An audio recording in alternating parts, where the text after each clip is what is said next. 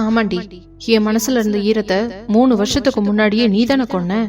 இப்ப எனக்கு புத்திமதி சொல்றியா? சரி, உன் பையன் அங்க தனியா இருக்கான்னு இவ்வளோ துடிக்கிறியே, உன் புருஷன் எங்கடி போனா? அவன் ஏன் உன் பையனை கூட்டிட்டு போகல?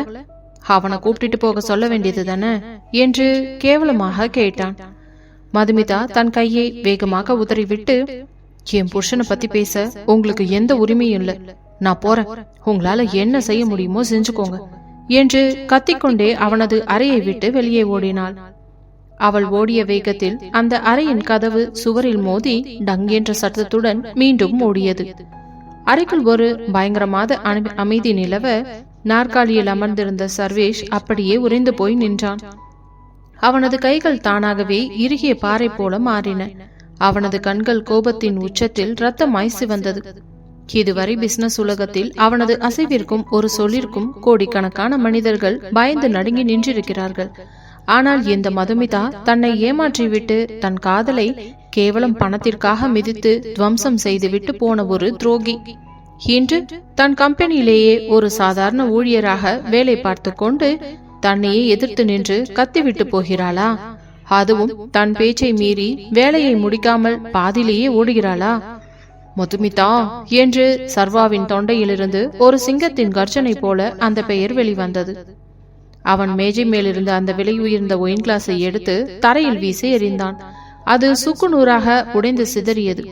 அவனது மூச்சுக்காற்று அனலாக வெளிவந்ததும், எவ்வளவு திமிர் இருந்தா ஏன் முன்னாடியே என் கைய உதறிட்டு எனக்கு எந்த உரிமையும் இல்லைன்னு சொல்லிட்டு போவா?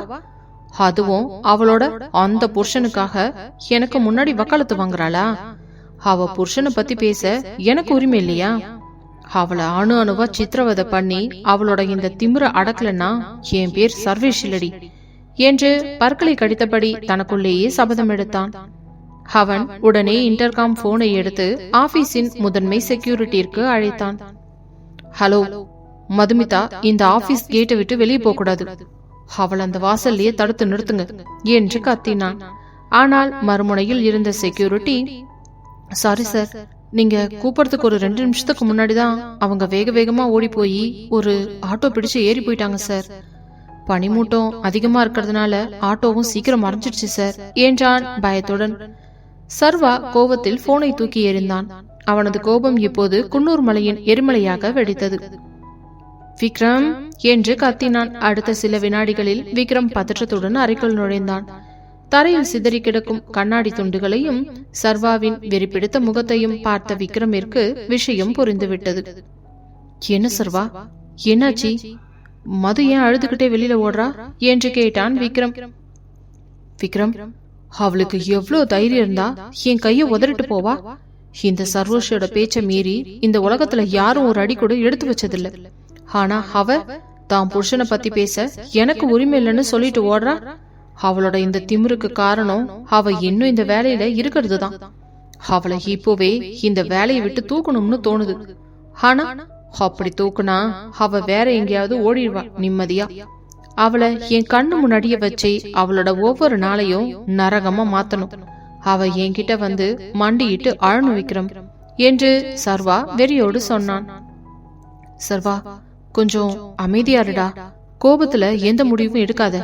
அவ ஒரு சாதாரண பொண்ணு, அவளுக்கு ஏதோ குடும்ப கஷ்டம் இருக்கும் போல இருக்கு, அதான் பையனை பாக்கிறதுக்காக போயிருக்கா. நீ ஏன் இதை பெருசுபடுத்துற என்று விக்ரம் சர்வாவை சாந்தப்படுத்த முயன்றான். குடும்ப கஷ்டமா? அவளுக்கா? பணத்துக்காக என்ன ஏமாத்தினவளுக்கு என்னடா குடும்ப கஷ்டம்? விக்ரம், நீ இப்போவே அந்த பிரைவேட் டிடெக்டிவ் ராகவனுக்கு போன் பண்ணு. மதுமிதா இங்க குன்னூர்ல எந்த வீட்டுல தங்கியிருக்கா, அவளோட தினசரி வாழ்க்கை எப்படி இருக்குன்றது அத்தனை டீட்டெயில்ஸுமே எனக்கு நாளைக்கு காலைக்குள்ள வேணும். அவ எங்க போறா, யார பாக்குறா, அவளோட அந்த புருஷன் யாரு, எல்லாத்தையுமே நான் தெரிஞ்சுக்கணும். அவளை எப்படி பழி வாங்கணும்னு எனக்கு நல்லா தெரியும் என்று சர்வா கராராக கட்டளையிட்டான்.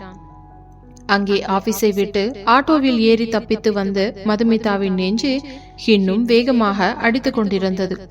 அவளது கைகள் நடுங்கிக் கொண்டிருந்தன. சர்வாவின் அந்த வன்மமான பார்வையும் அவனது கைகளை பலமாக பற்றிய அவனது கரங்களின் வலியும் அவளை இன்னும் வதைத்துக் கொண்டிருந்தது. ஆட்டோ குன்னூரின் குழந்தைகள் காப்பகத்தில் முன்னால் வந்து நின்றது. மணி சரியாக 7 ஆகியிருக்க காப்பகத்தின் மேலாளர் மேரியம்மா ரித்துக்குட்டியை தூக்கி கொண்டு வாசலில் காத்து கொண்டிருந்தார்.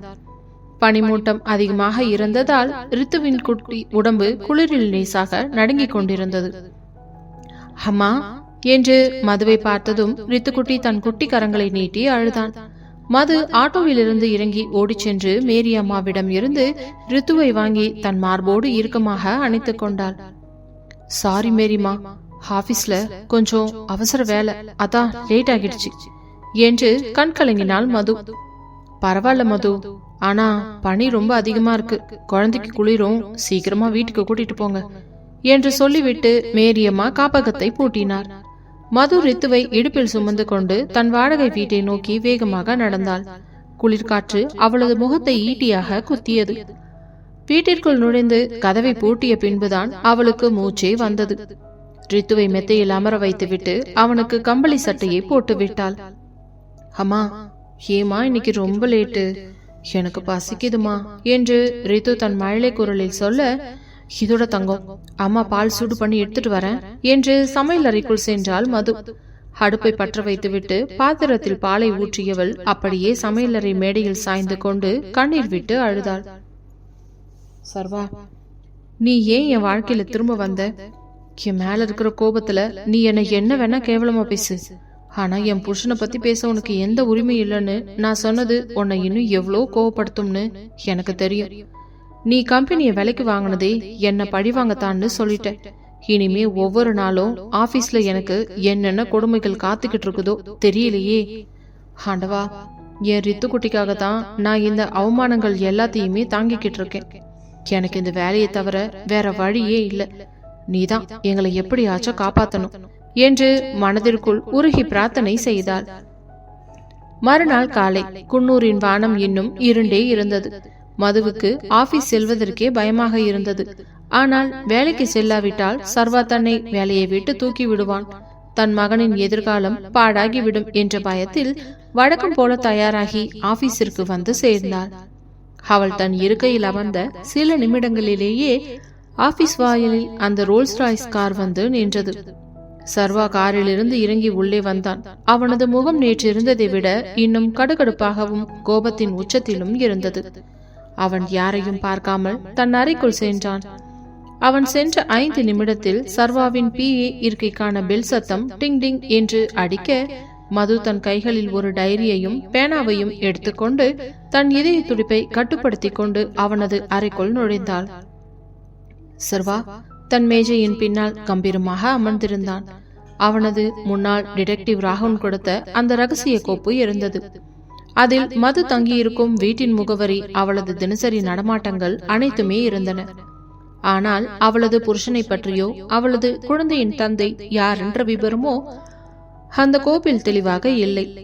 அது சர்வாவின் கோபத்தை இன்னும் கிளறி இருந்தது. குட் மார்னிங் சார் என்று மதுமிதா தூரமாய் நின்று சொன்னாள். சர்வா மெதுவாக தன் தலையை நிமிர்த்தி அவளை பார்த்தான். அவனது பார்வையில் இருந்த தீவிரம் மதுவை சுட்டரிப்பது போல இருந்தது. மதுமிதா, நேத்து என் பேச்ச மீறி வேலையை முடிக்காம பாதிலேயே ஓடனா என்ன அர்த்தம்? இந்த சர்வேஷோட கம்பெனில வேலை பார்க்கணும்னா நான் சொல்ற ரூல்ஸை தான் ஃபாலோ பண்ணணும். நேத்து நீ பண்ண தப்புக்கு உன்னை இப்போவே வேலையை விட்டு தூக்கலாம், ஆனா உனக்கு அவ்வளவு சீக்கிரம் நான் விடுதலை கொடுக்க மாட்டேனே என்று சர்வாவின் குரல் வன்மத்துடன் ஒலித்தது. ஆனால் மதுவோ அமைதியாக நின்றாள். சாரி சார், நேத்து என் பையன் தனியா இருந்தான், அதான் போக வேண்டியதாயிடுச்சு. இனிமே இப்படி நடக்காது சார் என்றாள் தாழ்ந்த குரலில். நடக்காதுன்னு சொன்னா போதுமா? நேத்து நீ பாதியில விட்ட வேலைக்காக இன்னைக்கு உனக்கு டபுள் மடங்கு வேலை காத்துக்கிட்டு இருக்கு. இதோ பார், இந்த கம்பெனியோட கடந்த 10 வருஷ கால எஸ்டேட் லேபர்ஸ் ரெக்கார்ட்ஸ் அனைத்தையும் கம்ப்யூட்டர்ல டிஜிட்டலைஸ் பண்ணணும். ஒவ்வொரு தொழிலாளியோட விவரமும் அக்யூரேட்டா இருக்கணும். இந்த வேலை முடிகிற வரைக்கும் நீ உன் சீட்டை விட்டு எழுந்திருக்க கூட கூடாது. லஞ்ச் பிரேக் கூட உனக்கு கிடையாது என்று சர்வா மிக கொடூரமாக உத்தரவிட்டான். சார், 10 வருஷ ரெக்கார்ட்ஸ்னா அது ஆயிரக்கணக்கான பக்கங்கள் இருக்கும் சார். அதை ஒரே நாள்ல எப்படி சார் பண்ண முடியும்? அதுவும் லஞ்ச் பிரேக் கூட இல்லாம என்று மது அதிர்ச்சியுடன் கேட்டாள். முடியாதுன்னா இப்பவே உன்னோட ரெசிக்னேஷன் லெட்டர் கொடுத்துட்டு போய்கிட்டே இரு. ஆனா இந்த வேலையை விட்டா உனக்கு வேற எங்க வேலை கிடைக்கும்னு எனக்கு நல்லா தெரியும். உன் பையனுக்கு பால் வாங்க கூட காசு இல்லாம நீ நடுத்தெருவுல நிக்கணுமா? இல்ல நான் சொல்ற வேலையை செய்யணுமான்றத நீயே முடிவு பண்ணிக்கோ என்று சர்வாவின் வார்த்தைகள் அவளது வறுமையை சுட்டிக்காட்டு வதைத்தன. மது தன் உதடுகளை கடித்துக்கொண்டு கண்களில் வந்த கண்ணீரை அடக்கிக் கொண்டாள். சரிங்க சார், நான் செய்றேன் என்று சொல்லிவிட்டு கோப்புகளை எடுத்துக்கொண்டு வெளியே வந்தாள். அன்று முழுவதும் அவள் தன் இருக்கையை விட்டு ஒரு அடி கூட நகரவில்லை. கம்ப்யூட்டர் திரையே பார்த்து கொண்டு தரவுகளை டப் செய்து கொண்டிருந்தாள். அவளது கைகளும் விரல்களும் வலிக்க தொடங்கின. மதிய உணவு நேரம் வந்ததும் ஆபீஸில் இருந்த மற்ற ஊழியர்கள் எல்லோரும் கேண்டீனிற்கு சென்றனர். ரமேஷ் மதுவின் அருகில் வந்தவன், என்ன மது, சாப்பிட வரலையா? மணி 1:30 ஆயிடுச்சு என்றான். இல்ல ரமேஷ், சார் ஒரு அர்ஜென்ட் ஒர்க்க கொடுத்திருக்காரு, அதை முடிச்சுட்டு தான் சாப்பிடணும்னு சொல்லியிருக்காரு. நீங்க போயிட்டு வாங்க என்று போய் சொன்னாள் மது. சர்வாவின் அறையின் கண்ணாடி கதவின் வழியே சர்வா இதை பார்த்து கொண்டுதான் இருந்தான். அவளுக்கு பசிக்கும், அவளது உடல் சோர்வடையும் என்பது அவனுக்கு தெரிந்திருந்தும் அவனது ஈகோ அவளை வற்புறுத்தியது.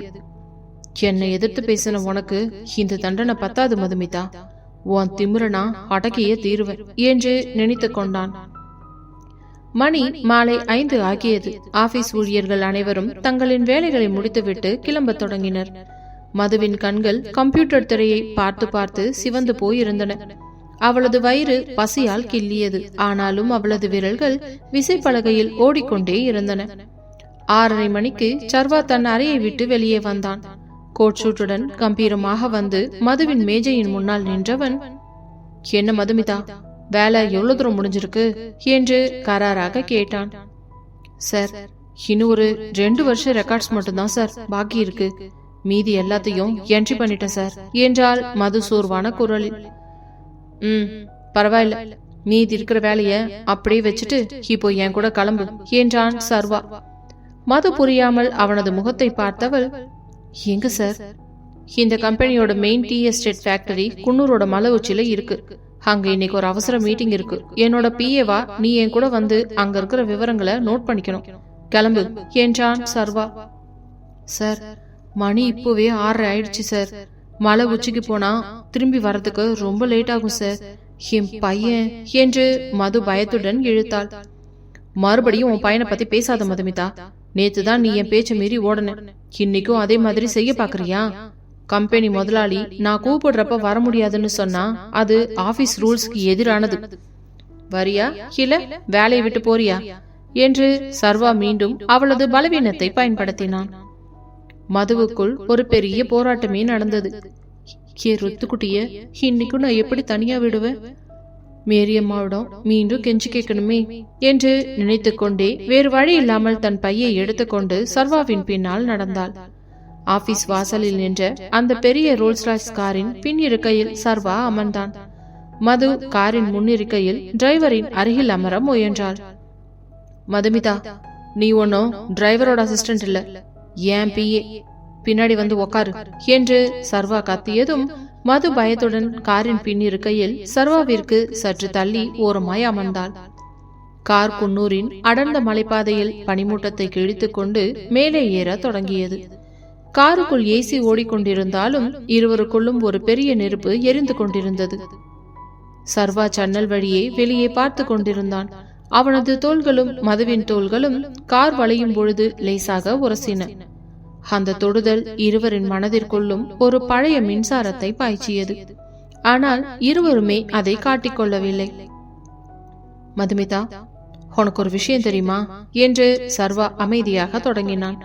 அவனது குரல் இப்பொழுது காருக்குள் கம்பீரமாக எதிரொலித்தது. என்ன சார் என்று மதுமிதா திரும்பாமலேயே கேட்டாள். நான் லண்டன்ல இருந்தப்போ ஒவ்வொரு நாளும் ஒவ்வொரு இரவும் நான் நரகத்தை அனுபவிச்சேன். நான் உன்னை எவ்வளவு நம்பணும் தெரியுமா? ஆனா நீ என்ன பண்ணின? ஒரு வார்த்தை கூட சொல்லாம என் போனை கட் பண்ணிட்டு வேற ஒருத்தனோட பணத்துக்காக போயிட்டேன். இப்போ இந்த 3 வருஷத்துல நான் இந்தியாவோட நம்பர் 1 பிசினஸ் மேனா வளர்ந்து நிக்கிறேன். என்கிட்ட இல்லாத பணமே இல்ல. ஆனா நீ இங்க ஒரு சாதாரண வாடகை வீட்டுல ஒரு குழந்தைய வச்சுக்கிட்டு சாப்பாட்டுக்கே கஷ்டப்பட்டுட்டு இருக்க. உன்னோட இந்த நிலைமையை பார்க்கும்போது எனக்கு எவ்வளவு சந்தோஷமா இருக்கு தெரியுமா? என்று சர்வா வன்மத்தோடு சிரித்தான். மதுவின் கண்களிலிருந்து கண்ணீர் தாரை தாரையாக கொட்டியது. சர்வா, நான் உன்னை ஏமாத்தலடா. உன்னை பெத்தவங்க என்ன மிரட்டினாங்க. என் அம்மாவோட உயிரை காப்பாத்தத்தான் நான் இங்க வந்தேன்னு உனக்கு எப்படி சொல்லி புரிய வைப்ப? உனக்கு உண்மை தெரிஞ்சா நீ தாங்க மாட்டடா என்று மனதிற்குள் நினைத்து கொண்டவள் வெளியில் கோபத்துடன், சார், நான் எப்படி வாழ்ந்தா உங்களுக்கு என்ன? நான் கஷ்டப்படுறேனோ நல்லா இருக்கணும், அதை பத்தி கேட்க உங்களுக்கு எந்த உரிமையும் இல்லை. நீங்க உங்க பிசினஸ் மட்டும் பாருங்க, என்னை ஏன் வழியில விட்டுடுங்க என்றால் அழுது கொண்டே. உன்னை உன் வழியில விடுறதுக்கா நான் இந்த கம்பெனிய விலை கொடுத்து வாங்கினேன்? இல்ல மதுமிதா, இனிமே உன் வாழ்க்கை முழுக்க நீ ஏன் கண் முன்னாடி தான் இருக்கணும். நான் உன்னை எப்படி எல்லாம் சித்திரவதை பண்றேன்னு மட்டும் பொறுத்திருந்து பாரு என்று சர்வா பற்களை கடித்தான். கார் மலை உச்சியில் இருந்த அந்த பழமையான டீ எஸ்டேட் ஃபேக்டரியை அடைந்தது. சுற்றிலும் அடர்ந்த காடுகளும் பயங்கரமான பனிமூட்டமும் சூழ்ந்திருந்தது. அங்கே வெளிச்சமே இல்லை. ஃபேக்டரியின் உள்ளே ஒரு சில விளக்குகள் மட்டுமே எரிந்து கொண்டிருந்தன. காரில் இருந்து இறங்கிய சர்வா நேராக மேலாளரின் அறைக்குள் சென்றான். மது தன் டைரியுடன் அவனது பின்னாலேயே சென்றாள். அங்கே எஸ்டேட் தொழிலாளர்களின் தலைவர்களுடன் ஒரு முக்கியமான மீட்டிங் நடந்தது. சர்வா மிகவும் கராராக பேசி தொழிலாளர்களின் சம்பள விவரங்களை மாற்றி அமைத்தான். மது அவனது ஒவ்வொரு வார்த்தையையும் டைரியில் குறித்து கொண்டாள். மீட்டிங் முடிந்து அவர்கள் வெளியே வரும்போது மணி இரவு 9 ஆகிவிட்டிருந்தது.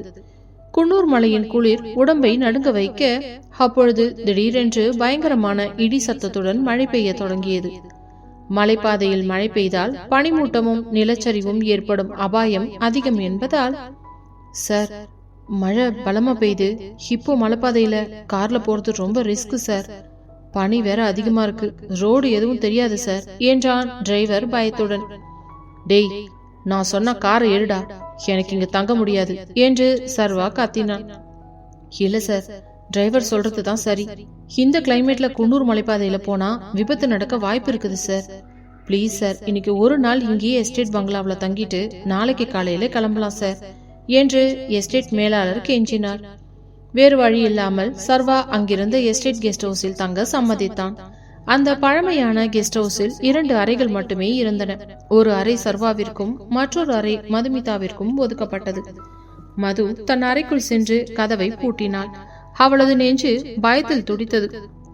ஐயோ, 9 மணி ஆயிடுச்சே, என் ரித்துக்குட்டி என்ன பண்ணிக்கிட்டு இருக்கானோ தெரியலையே, மேரியம்மாட்ட போன் பண்ணி பேசணுமே என்று தன் பையை தேடினாள். அப்பொழுதுதான் அவளுக்கு அந்த பெரிய அதிர்ச்சி காத்திருந்தது. அவளது கைபேசி அவசர அவசரமாக கிளம்பியதில் ஆபீஸிலேயே அவளது மேஜை மேல் மறந்து வைத்துவிட்டு வந்துவிட்டாள். ஐயோ, போனை ஆபீஸ்லயே வச்சுட்டு வந்துட்டனே, இப்ப நான் எப்படி என் பையனை பத்தி விசாரிப்பேன்? என் ரித்து அங்க தனியா அழுதுகிட்டு இருப்பானே என்று மது பதற்றத்தின் உச்சத்திற்கு சென்றாள். அவளது தாயுள்ளம் துடித்தது. வேறு வழியே இல்லாமல் அவன் தன் அறையை விட்டு வெளியே வந்து சர்வாவின் அறை கதவை தட்டினாள். கதவு திறந்தது. சர்வா தன் கோட்டை கழட்டிவிட்டு சட்டை பொத்தான்களை லேசாக திறந்து கொண்டு நின்றிருந்தான். அவனது கையில் ஒரு போன் இருந்தது. என்ன மதுமிதா, இந்த நேரத்துல என் ரூம் வந்திருக்க? என்ன விஷயம்? இந்த குளிருக்கு ஏதாச்சும் தேவைப்படுதா என்ன என்று வஞ்சகமாக கேட்டான்.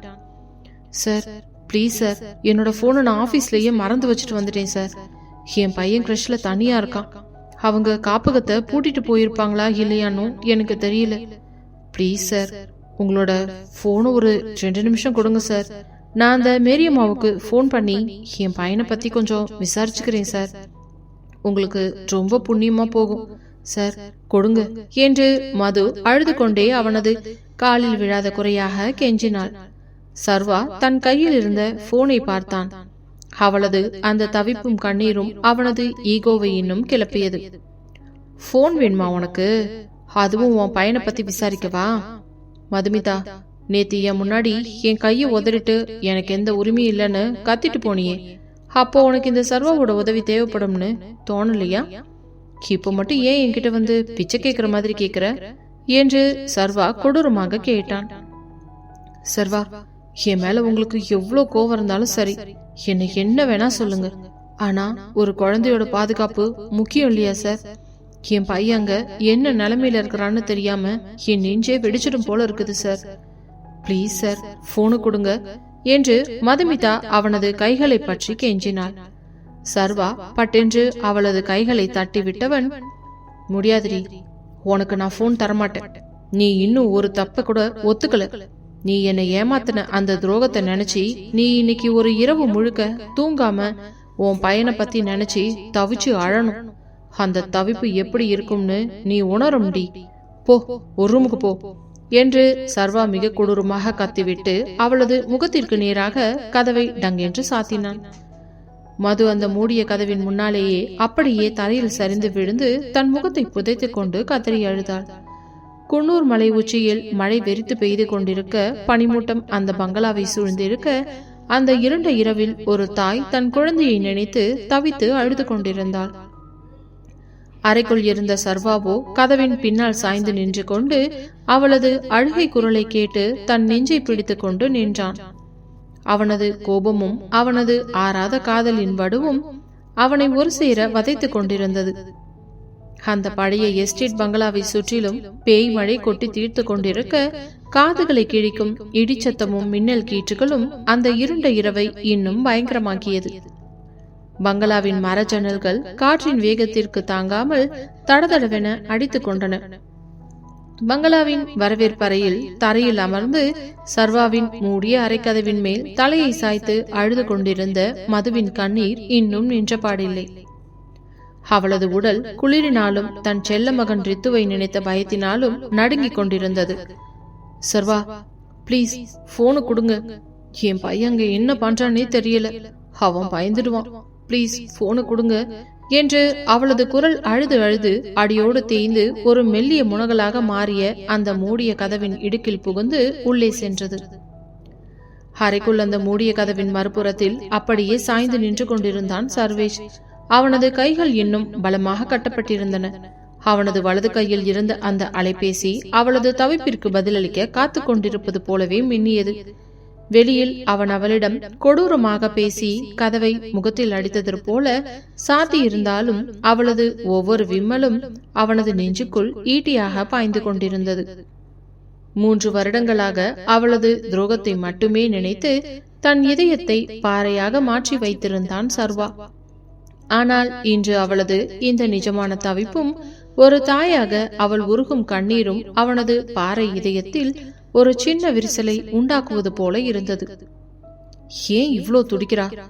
குழந்தைய நினைச்சு ஒரு தாயால இவ்ளோ தூரம் அழ முடியுமா? அவ பணத்துக்காக என்னை ஏமாத்தினவதான், அதுல எந்த சந்தேகமும் இல்ல. ஆனா இப்ப அவ என் கண்ணு முன்னாடி நிக்கிற இந்த ஏழ்மையும் தவிப்பும் நாடகமா இருக்க முடியாது. அவளோட அந்த புருஷன் எங்க போனான்? அவன் ஏன் அவன்கிட்ட உதவி கேட்காம என்கிட்ட வந்து அழுகிறா? சர்வாவின் மூளைக்குள் கேள்விகள் சுழன்றடித்தன.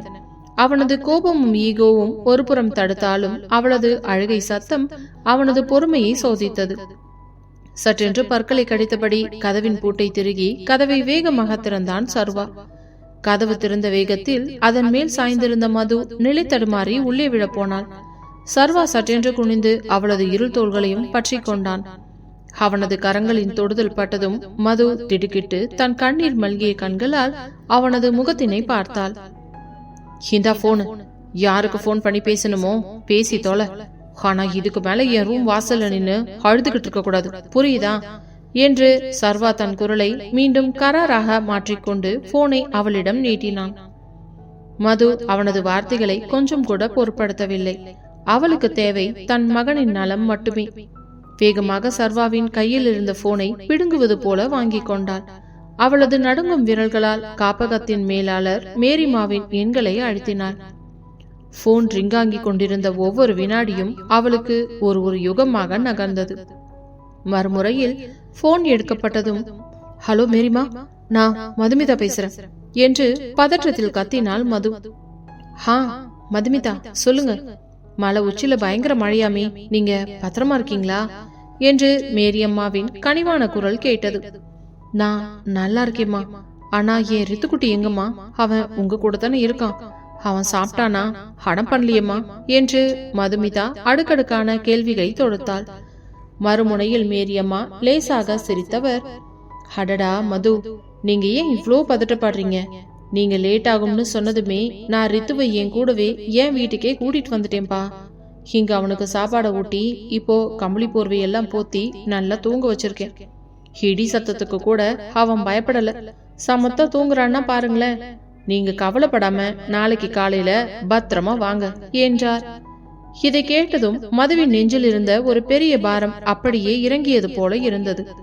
அவளது கண்களில் இருந்து இந்த முறை நிம்மதி கண்ணீர் வழிந்தது.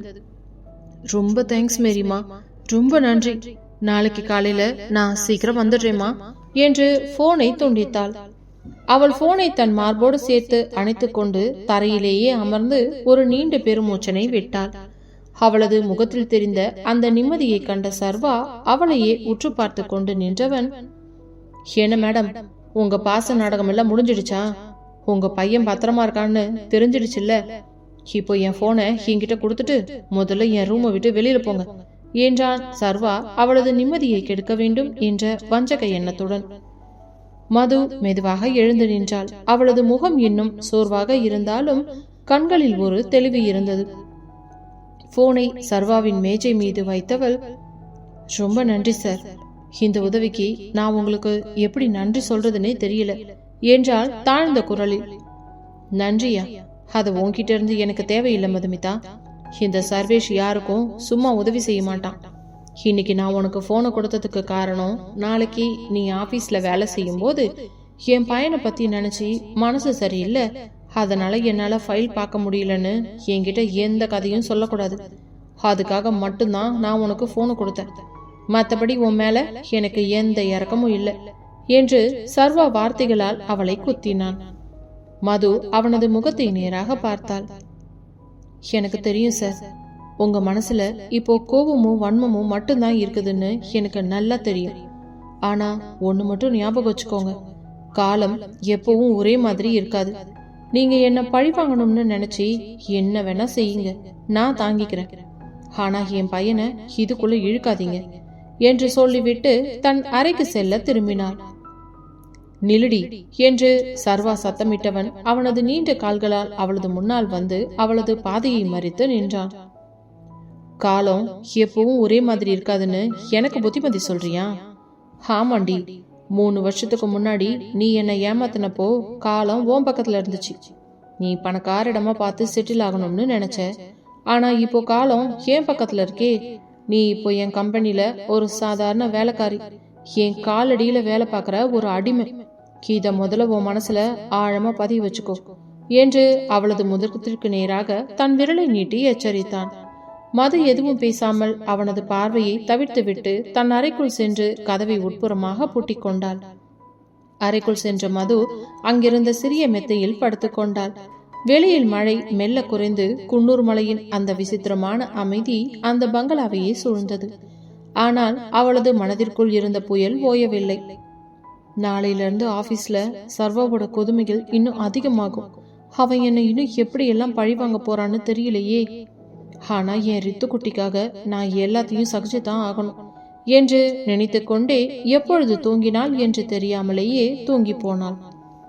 மறுநாள் காலை குன்னூர் மலை உச்சியின் விடியல் மிகவும் அழகாக பனித்துளிகள் சூரிய வெளிச்சத்தில் ஜொலிக்கும் வண்ணமாய் தொடங்கியது. எஸ்டேட் ஊழியர்கள் பங்களாவின் வாசலில் வந்து காத்து நின்றனர். மது அதிகாலையிலேயே எழுந்து முகம் கழுவி தயாராகிவிட்டாள். அவளது முகம் சோர்வாக இருந்தாலும் தன் மகனை பார்க்க வேண்டும் என்ற ஆர்வம் அவளை உந்தி தள்ளியது. பங்களாவின் வரவேற்பறைக்கு வந்தபோது சர்வா ஏற்கனவே அங்கே கோட் ஷூட்டுடன் கம்பீரமாக அமர்ந்து தேநீர் குடித்துக் கொண்டிருந்தான். அவனது அருகில் விக்ரமும் நின்றிருந்தான். டிரைவர், கார கலப்பு, நாம இப்பவே குன்னூர் மெயின் ஆபீஸ்க்கு புறப்படணும் என்று சர்வா உத்தரவிட அவர்கள் அனைவரும் காரில் ஏறினர். நேற்று நடந்தது போலவே மது பின்னிருக்கையில் ஒரு ஓரமாகவும் சர்வா மற்றொரு ஓரமாகவும் அமர்ந்திருந்தனர். கார் மலைப்பாதையில் கீழே இறங்க தொடங்கியது. காருக்குள் எந்த பேச்சும் இல்லை. சர்வாவின் பார்வை எப்பொழுதாவது காரின் கண்ணாடி வழியே மதுமிதாவின் முகத்தை பார்த்துவிட்டு மீண்டும் வஞ்சத்துடன் திரும்பிக் கொண்டது. கார் குன்னூர் நகருக்குள் நுழைந்ததும் மது தயக்கத்துடன், சார், காரை அப்படியே மெயின் ரோடு வழியா போனா அங்க இருக்கிற காப்பகத்துல என் பையனையும் கூப்பிட்டு போயிடலாம் சார். பிளீஸ் சார், கார் அங்க ஒரு 2 நிமிஷம் நிறுத்த சொல்லுங்க என்றார். சர்வா காரின் கண்ணாடியை இறக்கிவிட்டு வெளியே பார்த்தான். டிரைவர், காரை எங்கேயும் நிறுத்தக்கூடாது, நேரா ஆபீஸ்க்கு போ என்று கராராக சொன்னான். சார் ப்ளீஸ் சார், என் பையன் அங்க எனக்காக காத்துக்கிட்டு இருப்பான் சார். நான் அவனை கூட்டிட்டு போய் என் வீட்டில் விட்டுட்டு திரும்ப வந்துடுறேன் சார். அதுக்கப்புறம் நான் ஆபீஸ்க்கு வந்து என்னோட வேலையையும் பார்க்கறேன் என்று மது எவ்வளவோ கெஞ்சினாள். இங்க பாரு மதுமிதா, இது ஆபீஸ் கார். உன்னோட பர்சனல் வேலைக்காக இங்கெல்லாம் காரை நிறுத்த முடியாது. உனக்கு உன் பையனை பார்க்கணும்னா நீ ஆபீஸ்க்கு வந்து சைன் பண்ணிட்டு லீவை எழுதி வச்சுட்டு அதுக்கப்புறம் உன்னோட சொந்த செலவுல ஆட்டோ பிடிச்சு போய் பார்த்துக்கோ. கம்பெனி கார்ல உனக்கு இந்த சலுகையெல்லாம் தர முடியாது என்று சர்வா மிக அலட்சியமாக சொன்னான். விக்ரம் பின்னால் திரும்பி சர்வாவை பார்த்தவன், டேய் சர்வா, ஒரு 2 நிமிஷம் நிறுத்தினடா, குழந்தை தானே என்று மெல்ல சொன்னான். விக்ரம், கம்பெனி விஷயத்துல நீ தலையிடாதன்னு சொல்லியிருக்கேன்ல, நான் சொன்னதுதான் என்று சர்வா விக்ரமை முறைத்தான். விக்ரம் பயந்து போய் வாயை மூடிக்கொண்டான். மதுவின் இதயம் சர்வாவின் இந்த வரட்டு பிடிவாதத்தை கண்டு ஆத்திரமடைந்தது. ச்சே, இவன் மனுஷனே இல்ல, ஒரு குழந்தையை பார்க்க கூட இவ்வளோ தடை போடுறானே என்று நினைத்து கொண்டு அமைதியானாள். கார் ஆபீஸ் வளாகத்தை அடைந்ததும் சர்வா கம்பீரமாக இறங்கி தன் அறைக்குள் சென்றான். மது காரில் இருந்து இறங்கி ஆபீஸிற்குள் சென்று தன் வருகை பதிவேட்டில் கையெழுத்து விட்டு உடனே ஆபீஸிற்கு வெளியே ஓடி வந்தவள் அவசரமாக ஒரு ஆட்டோவை பிடித்து குழந்தைகள் காப்பத்திற்கு சென்றாள்.